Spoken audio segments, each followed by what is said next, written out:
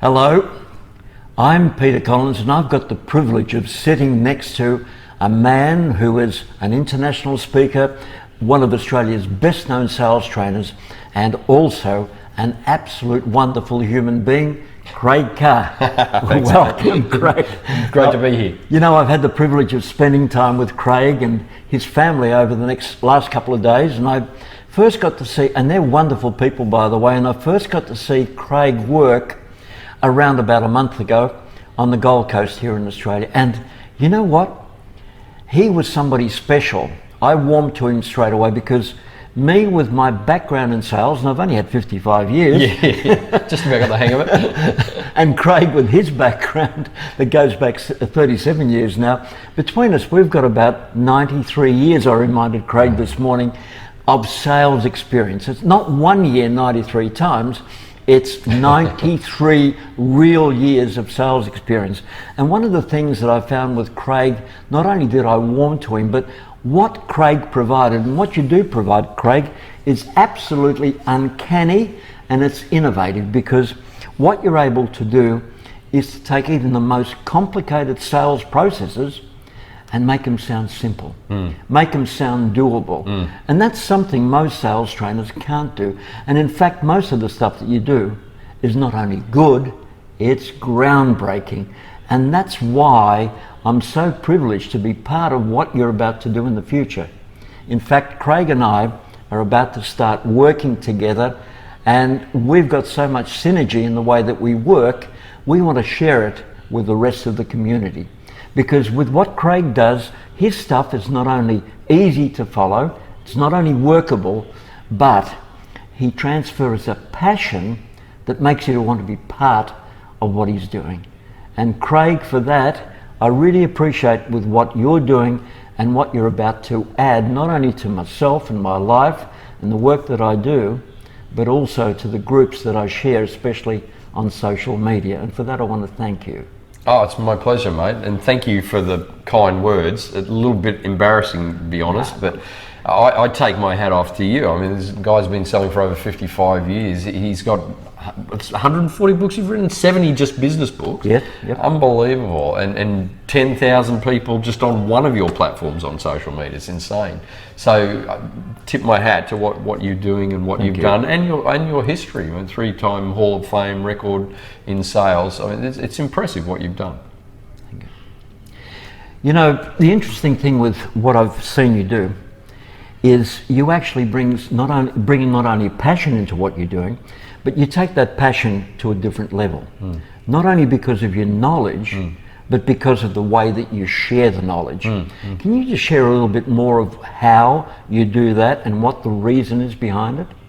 Yeah, I guess it's my passion in relation to how people sell. So I think if you look at sales in general, what works, what doesn't work in the market, it's not necessarily always the salesperson's fault. I guess how sales has been taught traditionally is more picking on what you've done wrong. You should do this, you should do that, as opposed to focusing on the client. What's happening with the client? What's happening for the customer? What are their wants? What are their needs? What are their desires, etc.? If we tap into more about the client and the customer, we will get closer to the sale. And I think this, like at a broad level, I think this is what is wrong with sales in general, and where most salespeople get it wrong. Unfortunately, I don't hesitate to mention too, though, it won't be their fault, because it's the way that sales has been taught traditionally. So we're doing something that's quite different. Yeah, and you know, with sales, a lot of people say, yeah, the customer's king, but they forget that without a good salesperson, there is no customer. Yeah. And if you've got no customer, the customer cannot be king. Yeah. Now, the reason behind that is most people have been taught that they have to sell a specific way without being taught how the professional sells. Yeah. And the way a professional or a super seller sells is so vastly different from the way the normal salesperson presents, sells, or even closes a sale and keeps a sale. Yeah, absolutely. Now, there's a lot of people that actually close sales, but those sales cancel. Can you just expand on that as well? Well, this is where we talk about tapping into what the consumer actually wants, what the customer actually wants. And it's their result that you're actually selling. So when you look at the history of sales, we kind of went through that the 40s, 50s, 60s, where it was that old school hard sales approach. As that kind of died out into the 70s, coming into the 80s, then they kind of flipped the switch to 180 degrees, and this soft style selling, spin selling came out, consultative type selling. This is just my opinion, but I believe both are equally as flawed. And if you look at the science now with respects to how effective hard selling is versus how effective soft selling, they're both just about as the same when it comes to conversion rates. So we've created something different, kind of in the middle, that says instead of focusing just on the sale, which is kind of the hard approach to sales, or conversely just focusing all on the customer, which is kind of the soft sell approach, we focus somewhere in the middle, and that is on the customer's result, the customer's outcome. If you focus on the customer's outcome, even when you get to the part of a selling situation where the customer kind of backs out a little bit, they go, well, I think I want to think about it, or I think I might need to talk to somebody else about it. If we're hard on their outcome, we can be soft on them, but say, well, hang on a tick, let's look at why you looked at this product in the first place. Let's look at why we talked about our service in the first place. Remember, you were wanting to do this, this, and this. Now, has anything changed around that? So you can kind of tap into where they are. I use the analogy of parents with children when it comes to giving them the medicine. Now, if you're a parent, we're grandparents now as well. Or even if you've never had children, you were a child at one point. Remember the medicine, right? Nobody likes the medicine. So the hard selling is like kind of, well, I bought this medicine, you're going to take it whether you like it or not. That's kind of the hard approach. The soft approach is, well, look, if you don't like the medicine, if you don't like the taste of the medicine, I won't give you the medicine, all right? But the reality is the type of selling we want to teach is outcome focused. So we say to the child, look, I understand you don't like it, but if you want to get better, the medicine's how you're going to do it. So that kind of approach to it means you have to now focus, instead of your own attachment to the sale, you have to now attach yourself to the customer's outcome. You start doing that, your sales will shift instantly. It's incredible.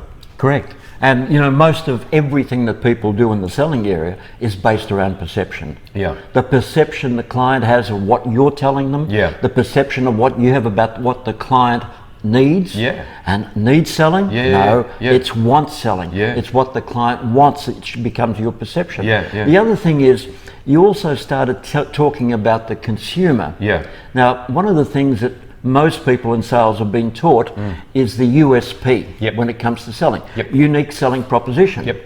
That's all about you and your selling. It's not about the client. It's not about what the prospect wants. It's about you. The modern way of doing it is CPB, consumer purchasing benefit. Once you work on the consumer purchasing benefit, guess what? The focus shifts to what the consumer wants and what the consumer wants to buy. And guess who's in charge of what the consumer buys? The consumer. Correct. So they're in control right from the word go. Yeah. Our job as salespeople is to gradually and gently lead them into making a decision which is best for them, not best for us. Absolutely. Now, while you talked about, let me just ask you also, there's a perception about what the marketplace is all about and what the marketplace should get from the salesperson. To me, it's a perception which again is flawed. Can you expand on that? Well, this is kind of one of the foundational things that we teach our students in our academy, is that the necessity to differentiate yourself from the customer's perception. So it's interesting you brought up perception, because you know that expression, perception is reality. So even though it might be perception, it's the client's reality. And whether we like it or not, there's this kind of distasteful feel around sales, selling, salespeople. We're not going to change that. That's already there. The only thing we can do is differentiate ourselves from the average salesperson. So if you look at the average salesperson, they're typically recognized for doing a lot of talking. They're all about them. They just want you to buy my stuff, buy my stuff, buy my stuff. This is why we put this guard up, this barrier against salespeople. Even when we're selling, we don't like when we have pushy salespeople try and sell us, particularly when we're good at what we do. We know that's not the way to convince me. That's not the way to sell me. So what we do with our students at a foundational level is get them to stop being perceived as a salesperson and start being perceived as a doctor. So when you think about what a salesperson does differently to a doctor, of course we said that salesperson does a lot of talking, the doctor does the opposite. The first thing, you sit down in front of the doctor, the first thing they're going to do is start asking you questions. How do you feel? How long have you been feeling like that? Now, of course, then we provide the answer. Now, we know in selling, if we provide the answer, it's the gospel truth. If the salesperson gives us the answer, we're going to fight with that. We're going to put that barrier up. So be the doctor. And that comes in three parts. It's first of all assessment, which is asking you questions. Then it's diagnosis. So once we've got a few answers, we start testing that a little bit. Would you be leaning more this way? Would you be leaning more that way? Have you tried this? Have you tried that? Once we've gone through assessment and diagnosis, what does the doctor do? Recommendation. Based on the answers you've given me, kind of our little testing on a few different things there, we recommend you try this or this. Which would you prefer? Now, a doctor gets the client paying them because the doctor is giving them advice, and we'll pay for the advice. Have you ever said to a doctor, would you do it any better for cash? We don't do that, but we'll say to a salesperson all day long, give me the best deal, give me the best price, you're not cheap enough. So if we change this shift, if we change this fundamental way that the client sees us, the customer sees us, it changes everything for us in the way of selling. Yeah, and the one thing you just brought up, which I think is so crucial to selling, is the questioning.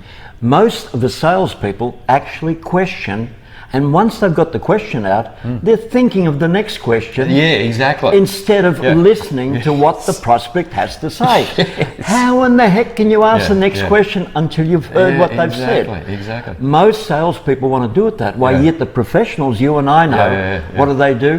They listen to the answer, they don't answer immediately. It's not a reaction, it's a response. So they take a few seconds to think about the question. They look like a doctor while they're computing whatever's happening, and then they ask another question. They never blurt out the answer. And the more you do that, the closer you can get to what the client is actually looking for. And when you know that, guess what happens? You get the hot button. And most people say, I need the hot button. But what are you doing to achieve that aim? What questions are you asking? And how intently are you listening to every one of the answers? Because when you do get the hot button, it doesn't come because you forced it, it comes voluntarily.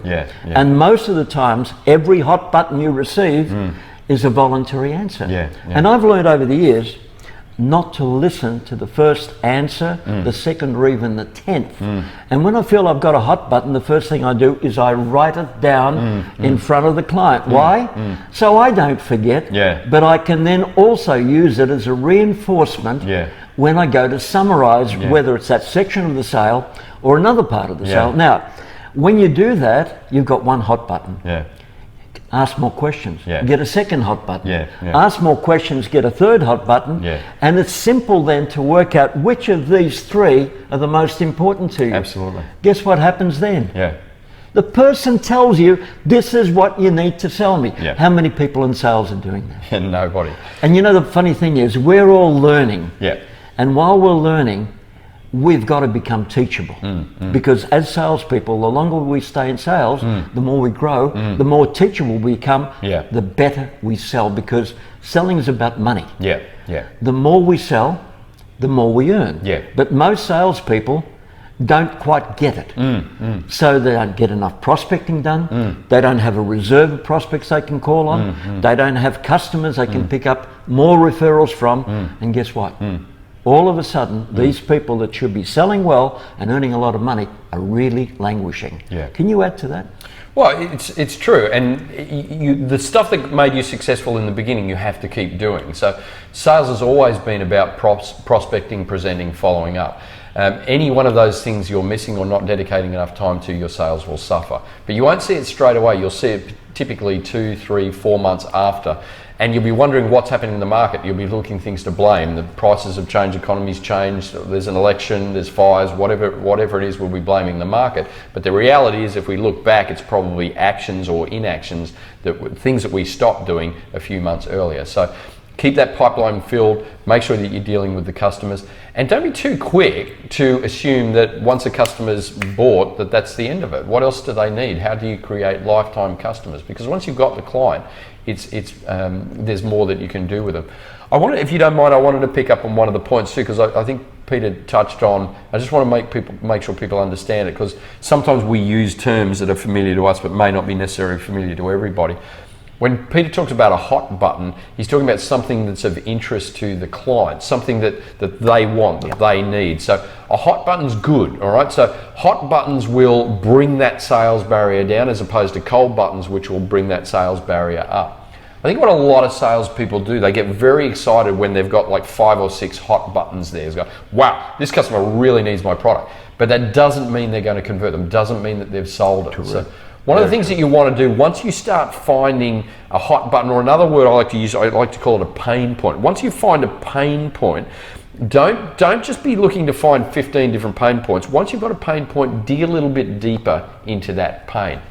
I had a cool opportunity to speak on Robert Kiyosaki's stage in the US, and we were talking backstage, and he was saying his version of this is like, he talked about opening a wound, then dumping a bag of salt into the wound, then you've got somebody that you're ready to sell to. Now, I guess we may not be necessarily aggressive as what he's talking about there, but you get the point, right? Once we find that pain point, dig a little bit deeper into it. So, I mean, if you've got a back, like a dull ache in the back, I mean, you might complain about it a little bit, but you're probably not going to do anything about it. But when that goes from a bit of a dull ache to like a stabbing pain, like you literally can't move, then you have to do something about it. So we look at, when we talk about needs or needs analysis in selling, I think this is totally overdone. It's not, we work with our students that we got to go beyond a need and make it a necessity. So a need is, I need to do something about my back. I've got that dull ache. We often use the illustration, the analogy of a tyre. You might look at the tyres on your car and say, well, look, at some point in time, I'm going to need to replace these tyres. That's a need. But if I come down to the garage and I find my tyre's dead flat, that's a necessity. I have to do something about it immediately. So needs analysis, it's kind of old school. Don't do needs analysis, do necessity analysis. So find the hot button, dig into that pain a little bit. Once it hurts, then they're ready to do something about it. What a wonderful phrase that you've got, necessity analysis, because for years now I've been teaching wants, and I love what you just said, because that takes it to a new level. Absolutely. Wants is one thing, but a necessity is now far beyond. You're going to drop wants. everything. I've got to buy your product. I've got to buy your service. You know, the one thing that I've found over the years, Craig, is there are different levels of sellers. And as I've progressed in my selling, I then eventually started realizing we've got good salespeople, we've got very good salespeople, we've got the professional salespeople, and they were the top of the tree.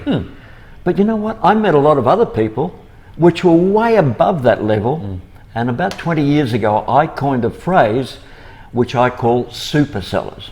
I love that. And I think that really encapsulates what the whole selling process is all about, because it's at the super seller level that you're at the 1% of the selling industry. You're not only looked up to by your peers, but you're hated by a lot of other salespeople because they can't understand what you're doing. Exactly. And the reason why they can't understand is they mainly don't want to take the trouble to understand. All they have to do is ask. And then you've got the others that ask, but won't act. So they fill themselves up with all this information, and all that does is it decreases their selling because they're now confused. They don't try, they don't work at doing the things that work. And you know what I consider too? I think there's another level on top of that. And you're part of it, and I really appreciate that. And I call you a mega super seller. Oh, stop it. So no, I'm serious. And what I'm about to say to people is I believe that there are a number of us in the same boat, especially here in the selling fraternity and around the world, that are the mega super sellers. And how would you like to learn from a mega super seller? What type of information would you get that you won't get naturally? You see, the important thing here is, and this is one of the things that I like working with you, one of the things I learned with Craig very early in the piece was that he's prepared to put 100% of the information he knows on the table. I've been that way all of my training life. I don't give 80%, I don't give 70%, I don't give 90%. And yet most of the top salespeople and the top sales trainers will leave you wanting. And what I actually akin that to is like having my wife talk to my mother about something she cooks well. Mum's not stupid. She's going to leave out a vital ingredient, probably give 90%, 80% of what my wife's going to need to know. And guess what? She'll never cook like my mother. And the same thing happens with selling. If you have a process that you use that's very successful and you leave out 1 or 2 or 3 vital ingredients, what's going to happen to the people that you're actually training? They're going to get part of the process and the rest they're going to need to actually sort out for themselves, or they're going to be left wanting. And when you're left wanting, that's going to put a bit of a sour taste in your mouth, because you're not going to trust other people to train you either. No. Right, so you're going to start backing off. But you're not even going to believe in that first person, because what they've taught is not going to work, because you haven't given them the whole recipe. And if they're doing something and it doesn't work, they're going to look at you as the person that gave them the flawed idea. Correct. And they'll blame you and everybody else that comes after you, no matter how genuine and how professional they are in what they do.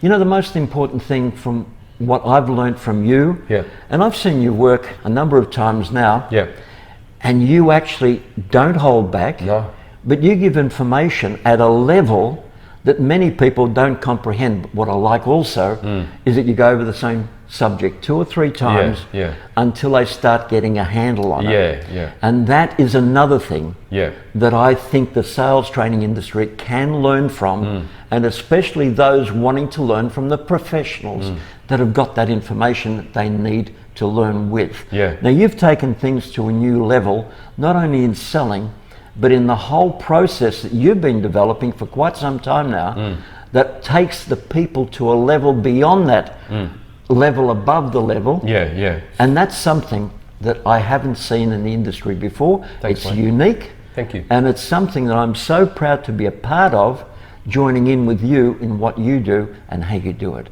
Can you just give us some more information on that, Craig? Yeah, I guess maybe just to give you a little bit of background behind that is because I really don't class myself as a sales teacher or a sales trainer.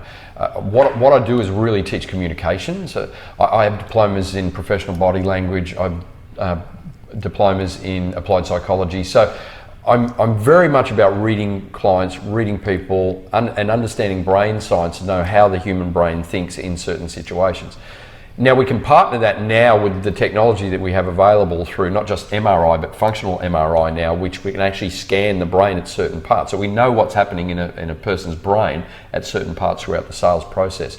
So we know most of what's been taught in sales and around sales. Everything you've ever been taught around how to pitch, how to negotiate, how to sell is fundamentally flawed from a brain science point of view. Now, this information is available to anybody when you understand how the brain works. So it's not something I'm specifically coming up with. But I scratch my head when I look at the way sales was taught. It's just not going to work from a brain science point of view. So what we're doing is something totally different. I'm kind of the guy, and I was told, my start of my sales career, it was a disaster, because I was told I was passed over 3 times for a sales job. They said to me, you will never be able to sell because you're not pushy enough. So I guess I spent the rest of my career proving that you could sell without being pushy, proving that you could sell without being aggressive, without using sort of manipulative tactics and techniques. And I built a sales model around pure authenticity. And this is not a trick. This is not like faking sincerity, right? This is like literally, you call a spade a spade. If a customer is confused, you literally ask them, why are you confused?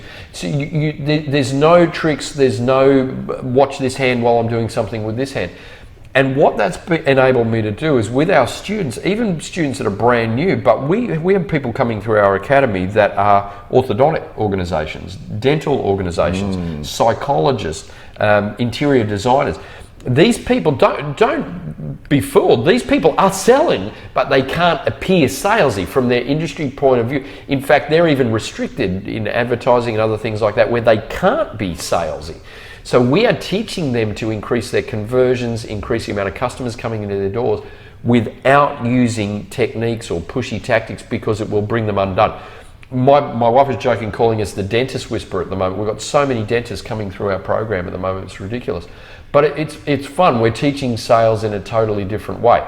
But we believe what we're doing is going to allow people to take their important message and take it to the biggest audience possible. Yep, and there's other things that you're about to do, which I absolutely love. you're putting a process together where people can actually have a book that they want to write, and we can help them write it. We can actually help them to the point where it's ready to be edited. Yeah. And that's something that nobody else is doing in the world or has done before. And you know, the importance of it, having a book gives you incredible credibility. And that credibility, can you just imagine going up to one of your customers, by the way, here's one of my books. What do you think that's going to do? Yeah. You're now a published author. Absolutely. And you've got not only the credibility that goes with it, but you'll pick up referrals, you'll pick up more business because of it, and actually people will start coming to you because they'll want to deal with you. You know, I was one of the first guys to pick up a mobile phone back in 1983 when the prefix was 007. Most people don't know that. Somebody had a good sense of humour. And I used that phone like James Bond. It was cutting edge. But you know, for the first 2 or 3 years, I wrote more business with people calling me because they wanted to talk to somebody on a mobile phone than other people would write chasing business. And I found that absolutely incredible.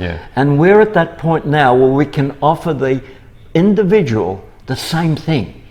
If you've got a way of getting people coming to you, and I believe a book does that, because I know how much business I've picked up over the years just with the books I've written. That's why I keep on writing them. The credibility factor is great.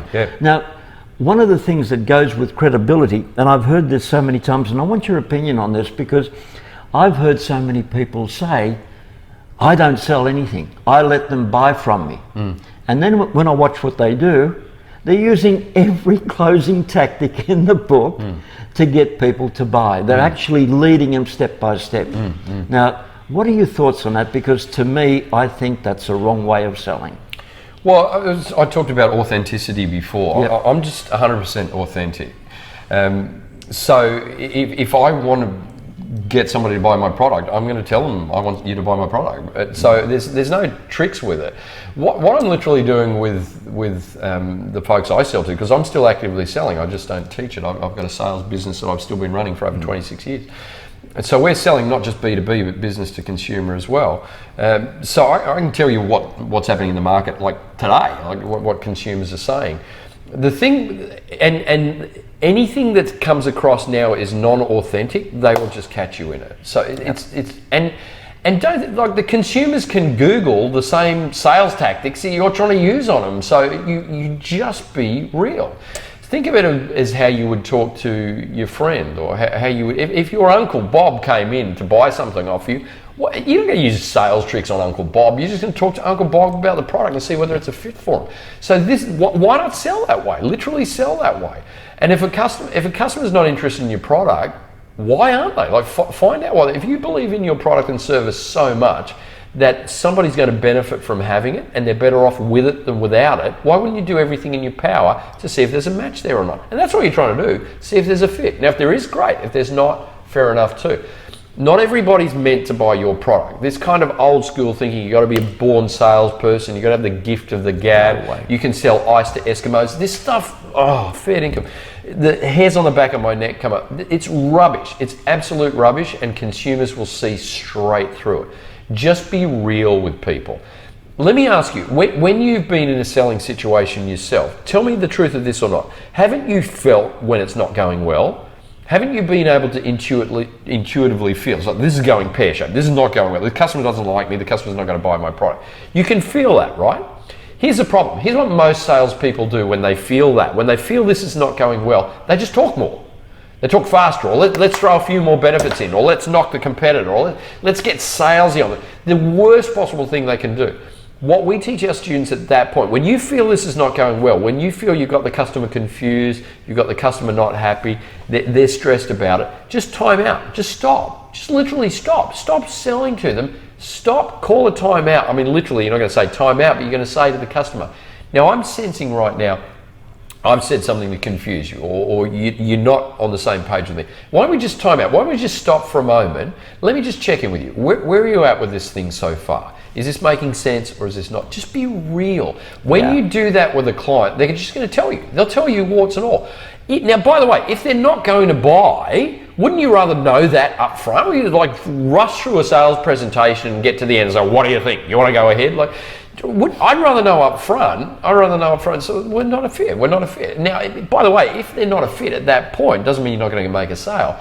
Where's the hurdle? Where's the handbrake? Let's see if we can address that, and let's see if we can keep the momentum going. Yeah. You know, the one thing that I was told lately, because of my health issues that I've now got over, thankfully, but I was told, when are you going to retire? Because you're past that age, it's time. You're not allowed to retire now, no way. And then I come across people like Craig saying, what are you talking about? We need the information that you've stored for the past 55 years. Absolutely. You've got it. The world needs it. Yeah, you've got it everywhere else. You've got it in books. But we need you to share with it one-on-one and verbally. Yeah. And I really appreciate that. Yeah. And I appreciate going back into the workforce despite being 26. We're going to have some fun, mate. It's not going to be hard work. Craig, I really appreciate meeting you, and I appreciate spending time with you and interviewing you. My pleasure. Give me a high five. My pleasure, mate. Great to meet you, buddy. Likewise. Cheers, everyone. Thank you. Bye-bye now.